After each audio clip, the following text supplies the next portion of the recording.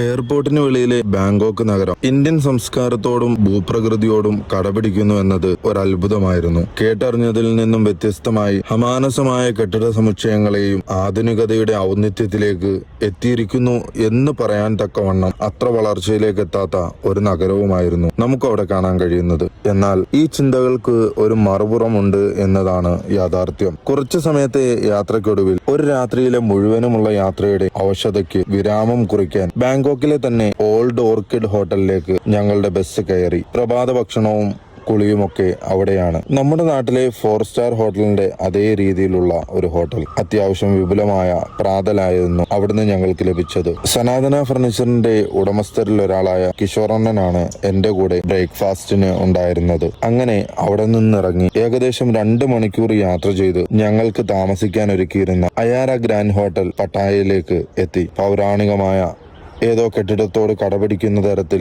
അതിന്റെ അകവും പുറവും അവർ സജ്ജീകരിച്ചിരുന്നു. ഇരുവശവും ചെടികൾ വെച്ച് പിടിപ്പിച്ച ഇടനാഴിയിലൂടെ ഞങ്ങളുടെ റൂം ലക്ഷ്യമാക്കി ഞങ്ങൾ നടന്നു. അത്യാവശ്യം വലിപ്പമുള്ളതും വൃത്തിയുള്ളതുമായ ഒരു റൂമായിരുന്നു അക്ബർ ട്രാവൽസ് ഞങ്ങൾക്കായിട്ട് ഒരുക്കിയിരുന്നത്. അവിടെ നിന്ന് നോക്കിയാൽ പട്ടായയിലെ ജനജീവിതം നമുക്ക് കാണാം. ഇനി ഒരൽപ്പം വിശ്രമിക്കാം. ബൈ.